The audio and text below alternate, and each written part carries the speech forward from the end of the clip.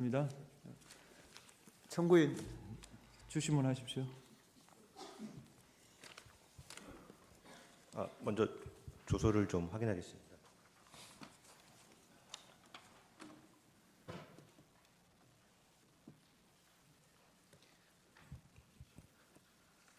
예, 증인 안보실장님 증인으로 호청하겠습니다. 네, 네. 이게 증인이 2025년 1월 2일 서울중앙지검에서 이 사건 비상계엄 선포와 관련해서 변호인의 입회하에 참고인 조사를 받으시고 사실 그대로 진술하고 종료 시에 조서를 열람해서 진술한 대로 기재되었음을 확인하고 서명 날인하신 그 서류 맞으시죠? 네, 그렇습니다. 예, 질문 드리겠습니다. 이 항은 생략하겠습니다. 예, 사망입니다. 증인은 2024년 3월 말에서 4월 초순경 삼청동 안가에서 윤석열 대통령이 마련한 만찬에 김용현 당시 경호처장, 조태현 국정원장, 여인영 방첩사령관과 함께 참석한 사실이 있으시죠? 네, 당시 만찬은 원래 대통령이 증인과 국정원장, 방첩사령관에 대하여 방첩 조직을 강화하고 국정원도 차분하게 일을 잘하고 있다는 등 격려하는 자리였지만 피청구인이 시국에 관하여 이야기하게 되었고 피청구인은 그때까지 진행된 야당 관련 문제, 정치 상황 등에 대하여 울분을 토하셨죠. 뭐 울분까지는 아니고 다양한 주제를 말씀하신 것으로 기억합니다. 피청구인은 굉장히 답답한 심정, 특히 의료 개혁과 관련하여 난항을 겪고 역풍이 이는 상황에 대하여 혼자서 1시간 가까이 길게 토로하였죠. 뭐 혼자서 길게라기보다 1시간 동안 주로 대화를 주도하셨고 저희들이 또 자유롭게 의견을 개진하는 그러한 자리였습니다. 이런 과정에서 피청구인은 정상적인 정치 상황으로 가기 굉장히 어려워졌다 언급하면서 비상한 조치를 해야 하지 않겠느냐라고 발언하였죠. 네, 정확한 워딩은 기억나지 않은데 그런 취지의 말씀이 있었던 것으로 기억합니다. 피청구인은 군이 나서야 되지 않느냐, 적극적인 역할을 해야 하지 않겠느냐라고 말하였죠. 네, 그런 말씀을 했던 것이 아니고 저를 보고 말씀하셔서 제가 그렇게 느꼈던 것 같습니다. 증인은 그 당시에 비상한 조치, 또 군이 나서서 적극적인 역할을 한다. 이걸 어떻게 이해하셨나요? 뭐 여러 가지 말씀 중에 지나가시는 말씀을 하셔서 뭐 그냥 말씀하신 그 취지 그대로 받아들였습니다. 별도로 추가적인 뭐 생각은 안 했습니다. 그러니까 비상한 조치로 군이 나서서 적극적인 활동을 한다고 하면 그게 뭐 법률 개념으로 치자면 현행 법령상 어디에 해당하는 건가요? 법령보다는 과거의 경험으로 볼 때 군이 좀 현실 정치에 이렇게 역할을 하는 것 정도로 저는 그 분위기로 이해를 했습니다. 결국 계엄이나 이런 비상계엄이나 이런 것까지 포함하는 군의 정치 개입으로 생각하셨단 말씀이신가요? 뭐 그런 계엄까지 생각은 못했고 어쨌든 어떤 경우든 저는 그 적절치 않다고 이렇게 제 의견을 피력한 적이 있습니다. 이에 대하여 증인은 제가 법은 잘 모르겠지만 역사적으로 볼 때나 당위성 면에서는 적절치 않다. 국민이 용납하지 않고 장병들은 국민과 생각을 100% 같이 간다. 그것은 현실성이 없다고 반대하셨죠. 네, 뭐 법적인 문제를 떠나서 어떤 어려움을 해결하는데 좋은 솔루션은 아니란 취지로 제가 진술을 드린 것으로 기억합니다. 증인께서 당시 그 대통령의 그런 어떤 구상에 반대하신 나름대로의 그 당시에 그 합리적인 뭐 이유라든지 나름대로 논리적으로 분석하신 어떤 근거를 가지고 거기서 반대를 하신 건가요? 뭐 구상을 대통령께서 밝힌 그런 정도는 아니었고 그 대화를 하면서 지나가는 말투로 그런 비슷한 말씀을 하셔서 그냥 듣고 별다른 말씀을 안 드리려고 하다가 아무래도 이제 저를 보고 말씀하셨기 때문에 저는 평소에 이제 제가 알고 있던 역사관 그리고 군나의 현실, 우리 국민의 정치 의식 등을 고려할 때 뭐 그러한 것들은 그렇게 썩 유용한 방법이 아니다 이렇게 말씀을 드렸습니다. 예. 그럼 그때 증인은 계엄의 요건인 전시사변, 그밖에 국가 비상사태 해당하지 않는다라고 그렇게 판단해서 반대하신 건가요? 계엄이라는 건 생각을 못했기 때문에 그거는 뭐 적절치 않고 저는 뭐 비상하게 이렇게 조금 뭐 조치를 하는 것 정도로 이해를 했고 계엄과 관련된 생각은 하지 않았습니다. 증인은 1979년 육사 3학년 당시 12.12 사태를 겪는 등 군인으로서의 경험을 통해서 군의 정치 개입은 안 된다는 확고한 신념을 가지고 계시죠. 그렇습니다. 당시 조태용 국정원장도 국제 관계에 대해 언급하면서 외국에서 받아들일 수 없고 우리나라의 국격에 비추어 생각할 수도 없다는 취지로 말하였나요? 예, 다음은 아마 국정원장도 그런 취지로 말씀을 드린 거로 제가 기억하고 있습니다. 그 당시 같이 참석하셨던 김용현 경호처장과 여인영 방척사령관은 어떤 말을 하셨습니까?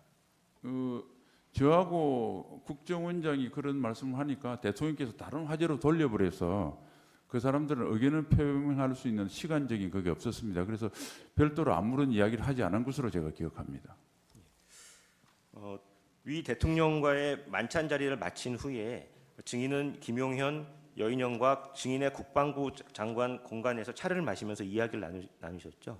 그렇습니다. 김용현 당시 경호처장은 증인의 육사 1년 후배일 뿐만 아니라 근무 연도 상당히 깊어 오랫동안 형 동생 관계를 유지해온 그런 사이시죠. 근무연은 없었고요. 단 한 달 정도 제가 대령 때 합참에 과장할 때 우리 과에 파견 나와서 저를 일을 도와준 적은 있고 그 뒤로 같은 장소에서 같은 시간대 근무한 연은 전혀 없습니다. 단지 제가 수방사령관과 합참작전본부장을 인계를 한 그런 연은 있습니다. 그리고 이제 형 동생은 대개 뭐 국회에서도 국회의원들끼리도 그렇게 많이 하는데 저 육사 선후배끼리 형 동생은 좀 일반적으로 많이 호칭을 하기 때문에 굳이 꼭 특별한 관계 때문에 호칭하는 건 아니란 말씀을 참고로 말씀드립니다. 증인은 당시 대통령이 아무리 추중이라도 저런 말을 하면 문제가 될 수 있겠다는 생각하에 김용현과 여인영에게 대통령이 왜 울분에 차서 화를 내시며 저런 말씀을 하시느냐라고 물으셨죠. 울분고 하는 거 잘못된 좀 제 생각과 다른 표현이었고요. 어쨌든 지나간 말씀이 있지만 혹시 다른 분들한테도 그런 말씀을 하시면 괜한 오해가 될 수 있겠다 싶어서 그 두 사람에게 특히 이제 대통령을 근접해서 모시는 김명현 그 경호처장에게 좀 유익 있게 그렇게 대통령 잘 모셔라. 그리고 대통령을 잘 모시는 길이 그런 말씀을 혹시라도 안 할 수 있도록 하는 것이 부화된 저희 도리다. 뭐 이런 취지로 이야기를 했던 것으로 기억합니다. 그러면서 증인은 국방부 장관으로서 대통령이 언급한 비상한 조치에 절대 반대한다. 반드시 증인의 뜻을 대통령께 전해달라고 말씀하셨죠. 네, 뭐 그런 뜻을 제가 저를 계기로 해서 대통령께서 그날 우리가 사실은 술을 곁들인 식사 자리였는데 혹시 그걸 그렇게 깊게 생각 안 하실 수도 있어서 제 핑계를 대서 한번 경호처장에게 대통령께 그렇게 말씀을 좀 전해달라는 뜻으로 그런 표현을 썼습니다. 그리고 김용현 경호처장에게 대통령이 말씀을 잘 듣는 사람한테 오늘 취중에 이런 얘기를 했다는 점을 전하고 다음부터는 대통령이 이런 말을 하지 않도록 하라고 당부하셨죠. 네, 사실은 저 같은 경우는 대통령님과 장관이 됐지만 별도로 시간을 가지고 온 적이 별로 없던 상태였는데 그런데 이제 저한테 저런 말씀을 하시는 거 보고 다른 또 혹시 아주 가깝지 않은 사람들 이야기를 할까봐 아무래도 대통령 주변의 인간관계는 경호처장이 잘 아니까 대통령께 좀 말할 수 있는 분들을 한번 봐서 오늘 일을 좀 설명하면서 지나가는 말투였지만 한번 말씀드리는 게 좋겠다 그래서 제가 제안을 했습니다. 그랬더니 경호처장은 제 말에 100% 동감을 했고 그렇게 하겠다고 했습니다. 그 대통령께서 국정을 운영하려면 여러 가지 그 목소리를 많이 들어야 되는데 지금 증인께서 대통령이 말씀을 잘 듣는 사람한테 이 말씀을 전해달라고 할 때 보통 그 당시 증인은 어떤 분들을 머리에 좀 염두에 두고서 이런 말씀을 하셨나요? 제가 사실은 대통령님 주변의 개인적인 인간관계를 잘 몰라서 그냥 보도에 이렇게 보면 뭐 성함은 말씀드릴 수 없지만 여러분들이 대통령과 가깝다고 그래서 뭐 그런 원로들한테 이야기하면 되지 않겠느냐가 염두에 뒀는데 김영희 시장한테는 구체적인 사람이나 그런 걸 거명한 적은 없습니다. 혼자 그렇게 생각했습니다. 예. 국방부 장관 교체 관련돼서 질문드리겠습니다. 2024년 8월 13일 증인은 국방부 장관에서 국가안보실장으로 임명되셨죠? 그렇습니다. 예, 그 1, 2주 전 대통령이 증인에게 갑자기 대통령 비서실 안보실장을 맡아주었으면 좋겠다는 이야기를 하였습니까? 네, 대통령께서 말씀하셨죠. 그때 대통령은 전략과제인 원전 방산 등을 유치하기 위하여는 적극적인 경제 외교가 필요한데 국방부 장관이 해외로 나갈 수 없고 안보실장도 나가기 어려우니 영어를 잘하는 당시 국가안보실장 장호진을 외교안보특보로 임명하여 그 임무를 맡기고 증인이 안보실장을 맡아달라는 취지로 말씀하셨죠. 네, 특히 하나 더 보태면 이때까지 안보실장 세 분이 다 외교 전문가였습니다. 그런데 그때 다시 국방 전문가가 맡아서 러북 간의 군사 밀착도 있고 그다음에 미국의 대선 결과에 따라서 특히 안보 중에서도 국방 정책이 변화가 많을 것 같으니까 좀 장관을 마친 중량급 있는 인사가 무게를 가지고 국방 위주로 좀 국방을 좀 중심을 둔 이런 안보 정책을 펴달라 이런 말씀도 있었습니다. 이때 이에 증인은 군 출신인 증인 자신은 국방부 장관은 잘할 수 있는데 안보실장은 외교도 잘 해야 하니 자신이 없다라는 취지로 답하였고 이에 대해 대통령은 김태효 안보실 1차장이 외교를 잘 맡고 있으니 괜찮다고 말씀하셨죠. 그 김태호 차장을 언급했는지는 제가 기억이 지금 없습니다. 뭐 조서는 어떻게 나왔는지 모르겠는데, 그는 어쨌든 여러 사람 조직을 활용하면 부족한 부분을 채울 수 있으니까 안보실장은 전문적인 지식도 중요하지만 리더십이다. 그리고 여태껏은 장관을 하지 않은 사람들이 세 명이 했는데 아무래도 외교안보실을 총괄하려고 그러면 장관을 마친 특히 국방부 장관을 마친 사람이 좋겠다 이런 취지로 저한테 말씀을 하셨습니다. 예. 그 후 얼마 지나지 않은 2024년 8월 12일 아침 피청구인은 체코 원전 수주 관계로 좀 빨리 오늘부로 국가안보실장을 교체해야겠다고 하면서 증인에게 안보실장을 맡아달라고 다시 말하였고 증인은 대통령이 두 번째로 말씀하시고 국가적 사안이라 생각하여 수락하셨죠. 그렇습니다. 바로 2, 3일 후에 장호진 특보가 제이크 셜리번 미 안보보장을 만나기 위해서 출국이 예정되어 있어서 대통령께서 급하게 일정을 정하신 것으로 이렇게 들었습니다. 7항입니다. 증인이 국방부 장관에서 국가안보실장으로 임명되는 2024년 8월 무렵 국군 정보사령부 내에 정보사령관 문상호와 여단장 박민우 사이에 갈등이 불거져서 상호 폭행과 항명으로 맞고소하는 상황이 발생하였고 또 한편 정보사 블랙 요원 명단이 유출되는 중대한 보안 사고가 발생하기도 하였죠. 그렇습니다. 그래서 증인은 이러한 사태에 대한 책임을 물어 문상호 정보사령관을 보직 해임하고 교체하는 방안을 당시 여인형 국방부 인사기획관과 원천희 정보본부장에게 지시한 상태셨죠? 네, 박민우 여단장은 먼저 직무 배제를 했고요. 그러나 이제 정보사령관까지 갑자기 동시에 하면 좀 혼란이 있다는 참모들이 건의가 있어서 그때 제가 계속 있었으면 9월 중순경에 장군 인사를 하려고 했는데 그때 교체하려고 제가 준비를 했습니다. 그런데 2024년 9월 6일자로 김용현 장관이 취임하면서 문상호 정보사령관에 대하여 현 보직 유지를 지시하였죠. 그거는 전혀 몰랐고 이번 비상계엄 사태 이후에 보도를 통해서 알았습니다. 그리하여 결국 이번 비상계엄 사태에서 문상호 정보사령관이 노상원 전 정보사령관 등과 함께 제2합동수사본부 불법 구성, 선관위 침탈 등의 행위를 주도하는 결과가 되고 말았죠. 그건 뭐 수사와 재판을 통해서 확정될 사항이라 제가 답변드릴 사항은 아닌 것 같습니다.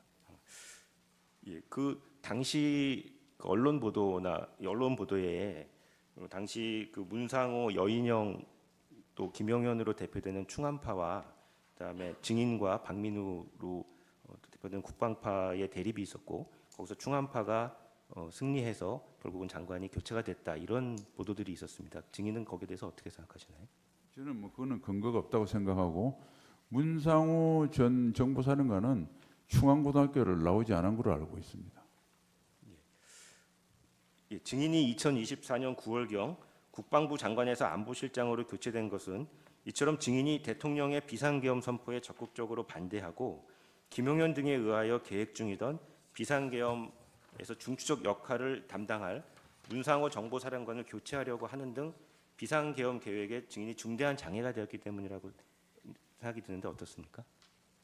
뭐 인사권자인 대통령께서 판단하신 사항이긴 하지만 제가 느끼기에 계엄에 뭐 반대를 그렇게 했던 아까 만찬 분위기를 말씀드렸는데 지나가는 말투였고 그 뒤로 한 번도 계엄에 관련된 저한테 하문하신 적도 없고 그런 말 들어본 적도 없습니다. 그리고 교체했던 것은 대통령께서 아까 청구인께서 말씀하신 그런 이유로 저에게 교체 이유를 설명을 하셨고 또 그것을 브리핑했기 때문에 저는 일부 언론 보도에서 제기한 것은 사실이 아니라고 보고 대통령께서 말씀하신 것이 사실에 가깝다고 생각합니다.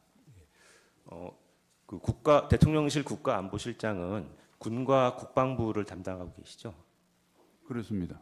그러면 전시 사변이나 국가 비상사태에 따른 합법적인 계엄 선포 시에는 군과 국방부의 보고를 받고 또 참모로서 대통령께 조언을 드리는 역할을 하게 되죠. 그 계엄과 관련돼서 저희 국가안보실에 어떤 매뉴얼이나 과업은 없습니다. 그렇기 때문에 그것은 이제 만일 그게 계엄 상황이 계속 길게 됐으면 무엇인가 과업이 있을 걸 생각하는데 워낙 짧게 끝나서 별다른 과업 지시나 과업 연출을 하지 못했습니다. 이번 이렇게 짧게 끝난 계엄을 말씀드리는 게 아니라 일반적인 전시 사변하에 그 합법적인 계엄이라고 한다면 당연히 군과 국방부가 국가안보실장을 통해서 대통령께 보고드리고 또 안보실장이 대통령의 최측근 참모로서 대통령께 조언을 드리고 의견을 드리고 하는 것이 정상적인 것이 맞죠? 아닙니다. 계엄 사무업무는 계엄사령관으로 임명된 사성 장군이 국방부 장관을 통해서 대통령께 보고하는 구조고 저희한테 중간에 보고하는 경우는 없고 혹시 대통령께서 저에게 하문하셔서 챙겨보라고 하는 과업 지시가 있으면 챙기게 될 겁니다. 그래서 우리 안보실에는 계엄과 관련된 어떤 사업 사무 분장이 없습니다. 알겠습니다. 2024년 12월 3일 회의에 관련돼서 질문드리겠습니다.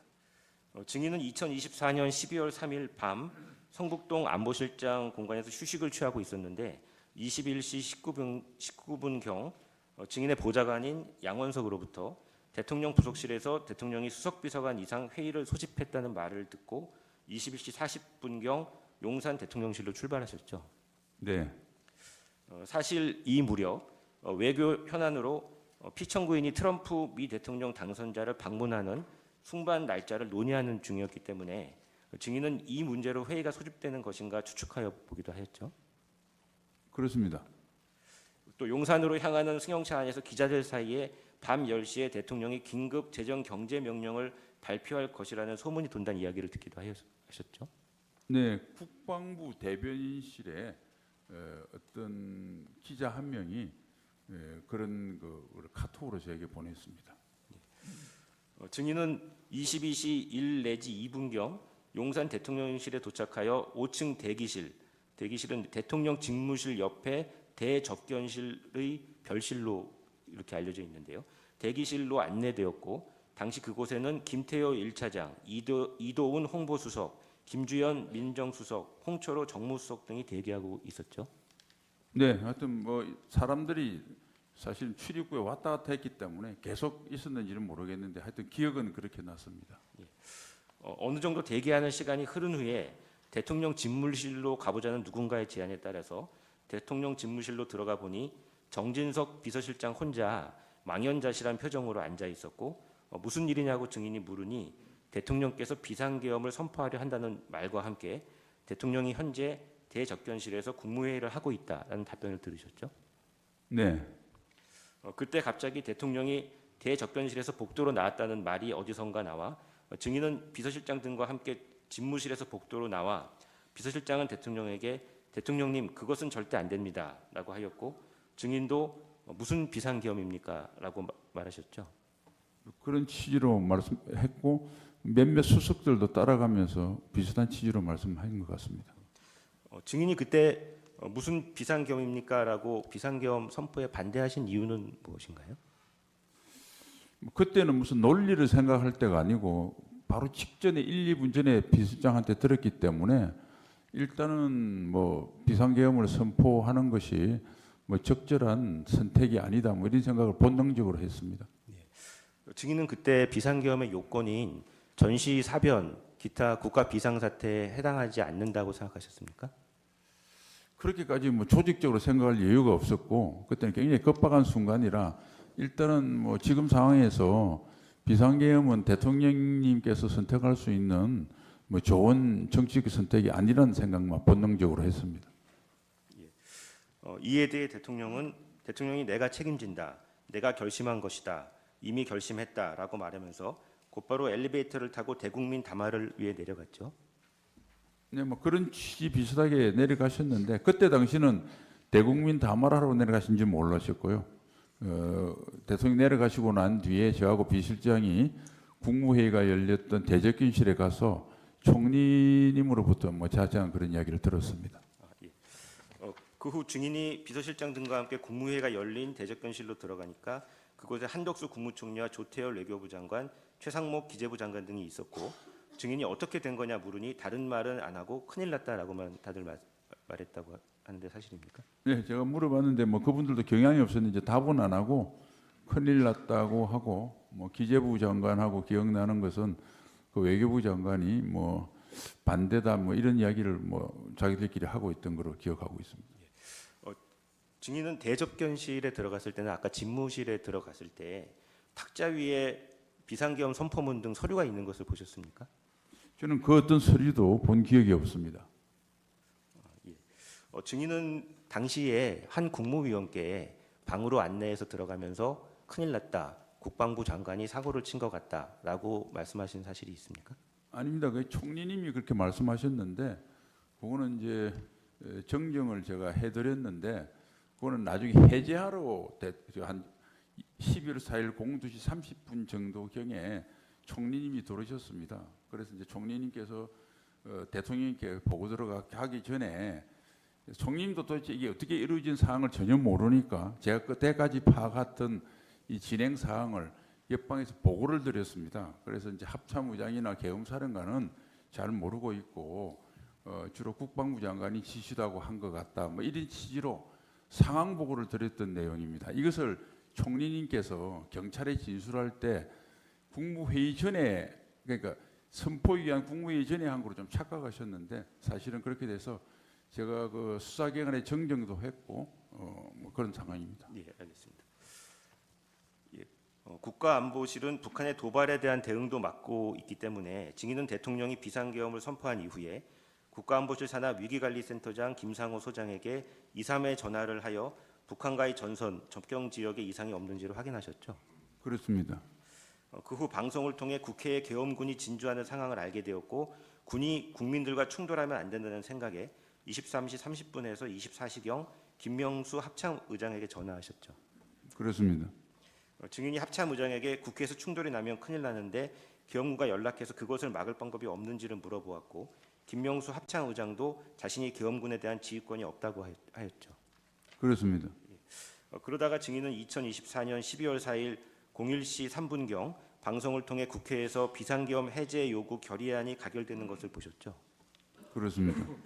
이후 01시 20분경 대통령 부속실로부터 지금 대통령이 합참 전투 통제실로 이동하는데 국가안보실 인성환 2차장과 최병욱 국방비서관이 수행하라는 연락을 받으셨죠. 네, 뭐 부속실로 제가 직접 받은 거 아니고 부속실에서 우리 보좌관한테 알려줘서 보좌관이 저한테 보고했습니다.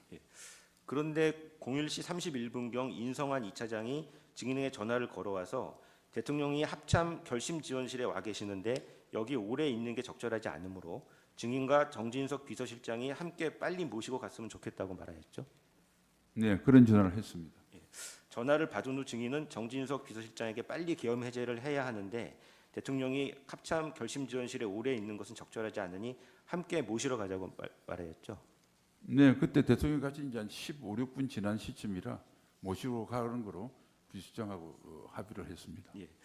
증인과 비서실장이 01시 41분경 합참 결심 지원실로 들어가니 대통령이 자리에 앉아 법령집을 보고 계셨죠. 법령직이라 특정할 수는 없는데 큰 책자를 보고 계셨고 제가 기억에 그때 의안과 의안 이런 말씀을 하셔서 제가 국회의원 하는 경험이 있어서 국회 관련 법령직을 보고 계시나 이런 생각은 했습니다. 그리고 한 가지 정정할 것은 01시 41분이 아니라 검찰은 합참에 CCTV를 확보하지 못했고 그것을 확보한 경찰 공조본에서 제가 조사를 받았는데 그때 경찰 수사관이 01시 46분에 비서실장하고 제가 합참 지하실에 도착을 해서 대통령을 모시고 01시 49분에 합참을 나왔다고 이렇게 이야기를 했습니다. 그래서 시간은 조금 그 경찰에서 수사관이 이야기한 시간이 맞는 것으로 생각합니다. 예. 증인은 대통령이 계엄 법령을 보면서 김용현 장관과 박안수 총장만 남고 다른 사람들은 나가달라고 한 사실을 알고 계신가요? 그거는 제가 모르는 사항입니다. 그 초기 사항으로 아마 인승환 처장이 저에게 그 사항을 보고를 한 것으로 기억합니다. 예. 증인이 도착할 당시에는 그곳에 대통령과 김용현 장관 그리고 박안수 계엄사령관 세 사람만 있었습니까? 네. 증인은 피청구인이 2024년 12월 4일 01시 20분경 합참으로 가서 김용현 장관, 박안수 총장, 인성환 안보실 2차장, 최병욱 국방비서관 등과 함께 이른바 결심 지원실 회의를 할 당시 침통한 분위기 속에서 국회에 500명 정도가 투입되었다는 김용현 장관의 보고를 들은 피청구인이 국회 병력 투입수가 부족하다면서 1000명은 보냈어야 한다고 말한 사실을 들으셨습니까?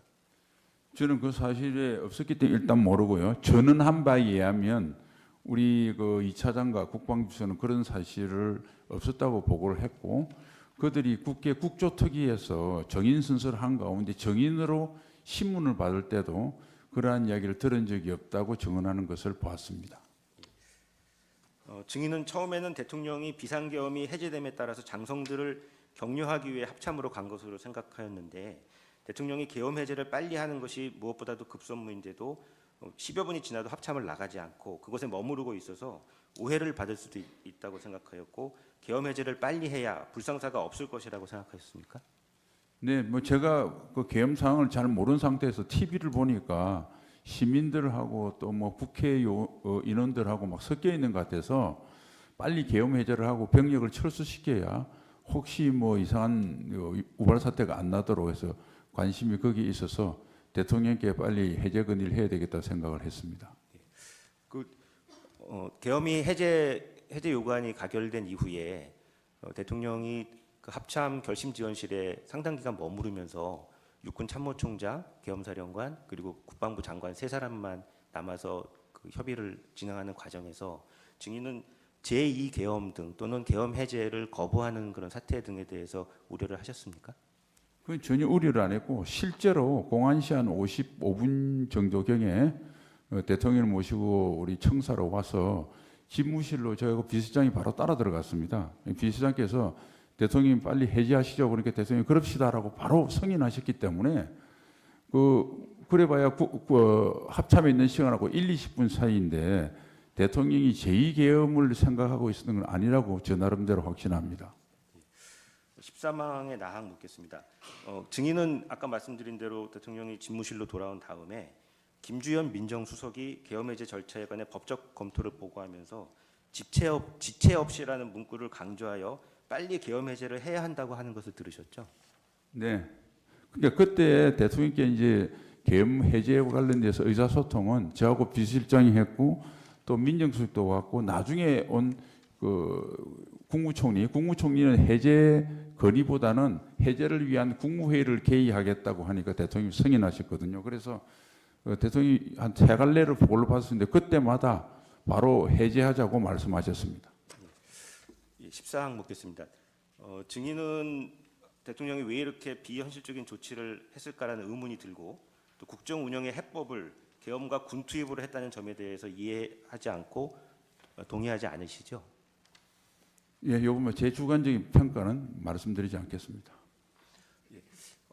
지금 피청구인은 거대 야당의 폭주에 대하여 국민에게 경종을 울리기 위해서 계엄을 선포했다 라는 그런 변론을 하고 있습니다. 증인이 생각할 땐 그 국민에게 경종을 울리기 위해서 비상계엄 선포하는 것이 가능하다고 생각하시나요? 뭐 그 당시에는 제가 상황을 잘 판단을 못했는데 그 뒤로 쭉 진행온 계엄이 극히 짧은 것들, 그다음에 기타 여러 가지 대통령 말씀으로 볼 때 충분히 그럴 가능성이 높다고 저는 생각합니다. 이상 마치겠습니다. 피청구인 14분 남았습니다.